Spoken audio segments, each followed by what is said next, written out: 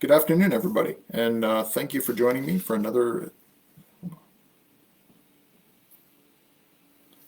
Good afternoon, everybody, and thank you for joining me for another edition of Discussions with the Executive Director. I'm Matt Lautzenheiser. I'm the Executive Director here at the Historical Museum at Fort Missoula. It's been a pretty exciting week for us here at the museum. We are actually entering our second week of reopening. Apologize for not being on last week, but we've all been pretty busy with trying to figure out what it looks like to get opened and to put those procedures into place. But I'm pleased to tell you we have had a pretty good response so far.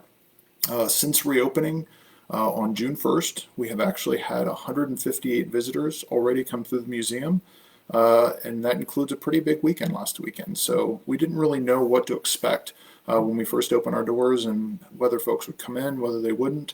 And I'm pleased to tell you that they have. So last weekend alone, we had 29 people on Saturday and another 24 visitors on Sunday. So it's been great to see folks back here and to be able to be here and serve our community and reach our community again in that way. So we're really excited about that.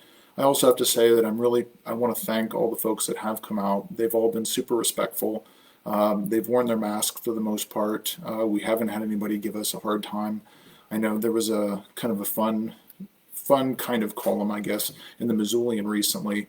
I guess the folks over at Home Resource have started essentially a sign that talks about the most creative comments they've gotten in regard to their mask policy.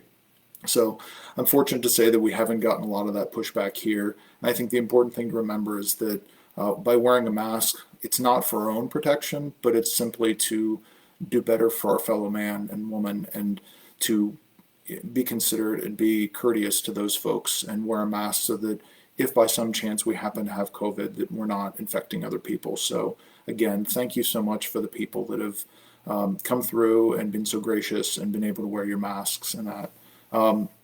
So that's our reopening. Another brief announcement I wanted to mention was that we were very pleased to find out last week that we were given a grant through Humanities Montana.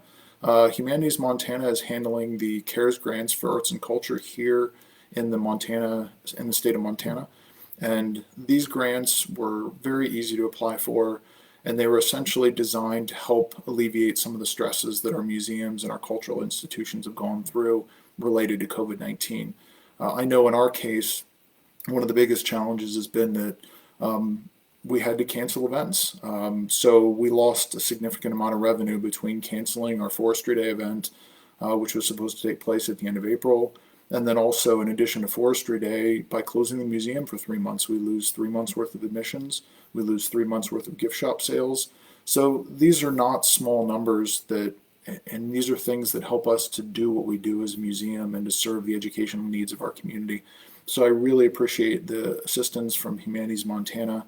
We received a $4,000 grant to help offset some of those lost revenue sources that we had. So we will put that money to good use, and hopefully some of the cuts we had to make in our fiscal year 2021 budget, which will start in July, we're hoping that we can now bring those things back. And those are things like serving the community through internships and educational programs.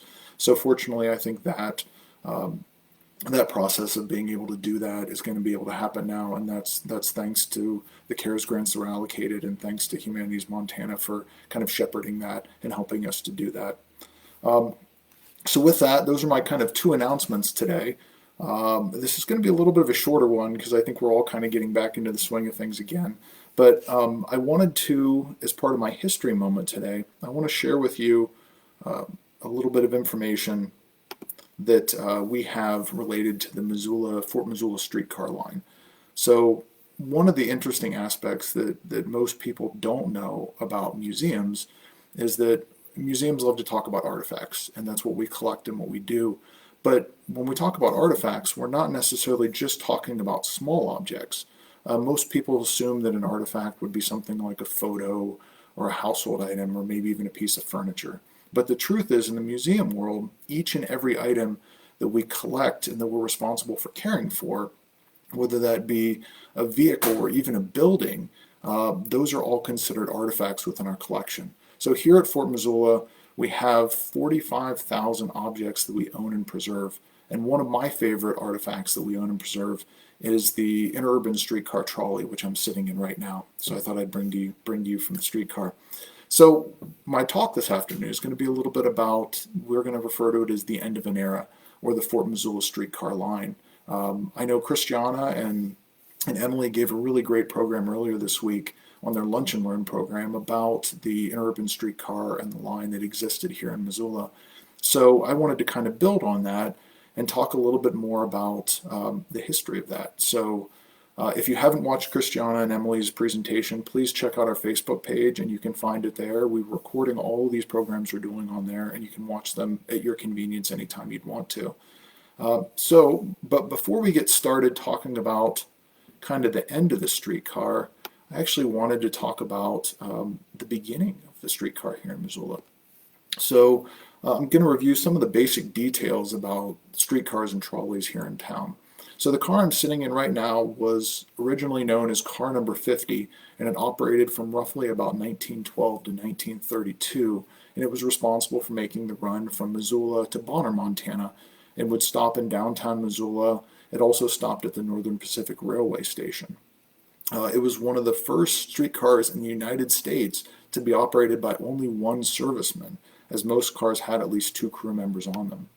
While our streetcars began service this streetcar began service in 1912, it wasn't actually the first streetcar line in Missoula. Missoula's first streetcar company began service all the way back in 1892 and operated until 1897 when it went out of business.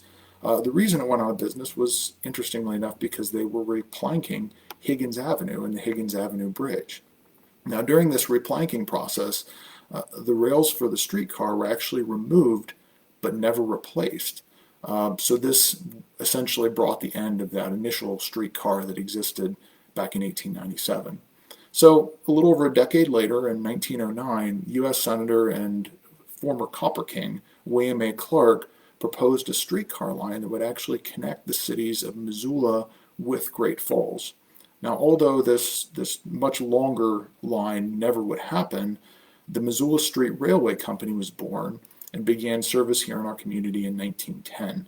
2 years later, in 1912, the Fort Missoula to Bonner, Montana line was established. And for those of you who are from outside the area here, Bonner was a very prominent sawmill town here in western Montana, and it was located about 4 miles east of Missoula. Streetcar number 50 would make the journey from Fort Missoula to Bonner about twice daily. Later, the interurban streetcars would fall under the ownership of 2 additional companies outside of that original one, the Missoula Public Service Company and then the Montana Power Company. And it was under the ownership of the Montana Power Company the business really began to kind of drop off for the streetcar. In 1931, as the U.S. was, of course, in the midst of the Great Depression, the streetcar line had become such a liability that the Montana Power Company petitioned the Montana Railroad Commission for permission to shut down the streetcar line. According to that initial filing, the streetcar line had lost money for the majority of the past 10 years it had been in operation. Now, the first meeting with the Montana Railroad Commission took place on December 6th of 1931, and the Montana Power Company supported their request to shut down the line by noting that the streetcar had witnessed quite an increasing losses in the past 10 years. This included starting with a deficit of about $64,254 back in 1921 that had grown to a deficit of $124,984 by 1930. And although Missoula had a population in those days of roughly 18,000 people, it was estimated that only about 850 to 1,000 of those residents actually used the trolley despite its low cost to ride. But if you were living back in 1931, you could ride the streetcar for just 10 cents a ride, or you could purchase tokens in advance for only 25 cents for 4 tokens or 4 rides. And the car also offered a student rate of just 4 cents per ride. Now, in those days, the trolley offered 4 different lines that ran at 20-minute intervals, and an additional line that connected Fort Missoula and Bonner. So for service on the line, the Montana Power Company they had 10 different streetcars, each of these with a 40-person capacity. They had 2 open cars, a snow sweeper, a 40-ton electric locomotive, a work car, and 6 flatbed cars. And the company employed about 25 men who were in charge of operating and maintaining these cars, and also about 21 miles of track in 1931. So in addition to the financial losses, there were several other things that kind of brought an end to our streetcar line here in Missoula. One of the main problems was that the United States had this growing infatuation with the automobile. As cars were becoming more affordable and roads were improving, people were simply more interested in driving themselves than taking public transportation. Now, another problem was that although the current cars were in good shape, by 1931 they were nearing about 20 years old, and the prospect of making upgrades in the coming years was pretty daunting for the Montana Power Company, especially in light of all the different financial losses that they were facing. Now, what was probably the final nail in the coffin for Missoula's and urban streetcars, it appears that there was already a proposal to offer bus service on the table when the streetcars were petitioned to shut down. A gentleman by the name of Emil Torgerson, the general manager of the Intermountain Transportation Company, promised to be able to provide bus service to Missoula's residents with as little as 24 hours notice as to the closing of the streetcars. The other thing about this was the service could be provided at roughly half the cost, or only 5 cents a ride, that the streetcars were currently charging at 10 cents a ride. Torgerson also helped his cause by promising that he would hire many of the streetcar workers to maintain and operate his new bus line. So a meeting for the purpose of kind of public comment was then held on December 24th, 1931, and although there was some opposition to it, all of the concerns that the opposition brought up for not ending the streetcar were pretty quickly answered. Some of the things they brought up, the officials were concerned about the inconvenience to patrons, loss of taxes to the city and county, and also a desire to maintain service as kind of an essential function or factor in community well-being. But again, the bus service helped to kind of calm all these concerns and all of these, but about all of these 3 different factors that they were concerned about, and left very little argument for the continuation of the streetcars. So a vote would eventually be taken, and the Missoula interurban streetcar era came to an end in January of 1932.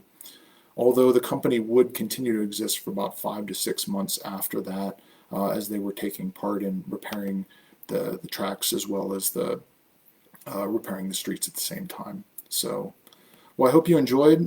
This has been another edition of Discussions with the Executive Director.